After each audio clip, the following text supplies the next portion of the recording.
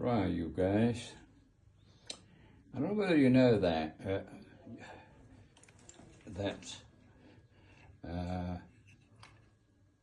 magnesium rod, basically, it will produce more hydrogen. So you have magnesium rods, both separate, and mineral water or Fizzy water. I'll show you a second. There you are. Okay. Whoop. That's it. Let's screw the top on. Okay. Just give me a second. Whip. The top. Okay. I don't know whether you can see it or not, but there you have it. There you have it. The other day, I mean, this is sort of a bubbler, but the other day I had it without bubbler. And later when I did, I lit it at the top here. And the screw top, along with the two magnesium rod, it just took off sky high. So, and that is without electricity.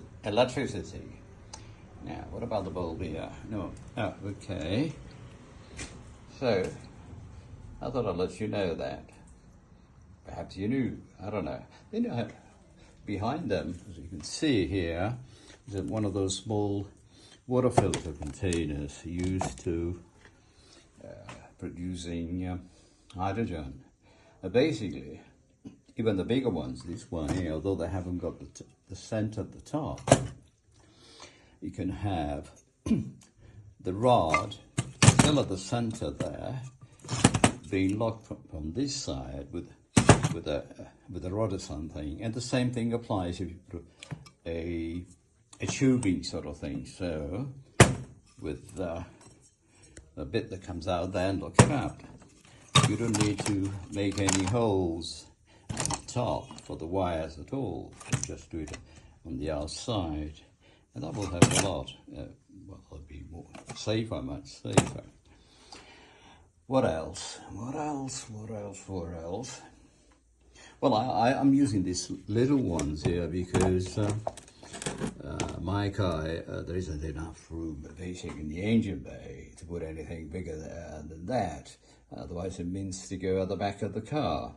It's just a little sports car, Fiat Barchetta 1.8, 16 volt. But I do get a good reading out of it because mine is not only petrol, but it also runs on gas, GPL. In the winter, before it sort of switches over, it takes a long time. So I thought to fit this hydrogen cell there, and it works pretty well. Okay, but for the driving I do, most probably last 10 days, 12 days, so I mean, it needs to fill it up. But for you guys that have sort of a bigger cars or with big space, engine space, if you want to use one of those big ones, if you excuse me a second, let me get the bottom side of it. Hold on a second. Which basically, I mean this one here, there. Okay, this one, the same, it's nice and easy.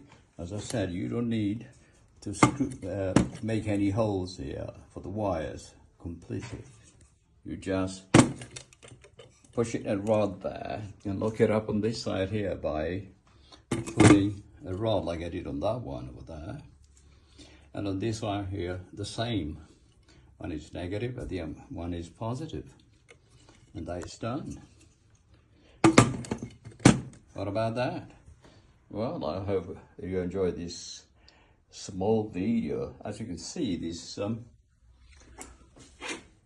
two magnesium rods, you can see producing hydrogen.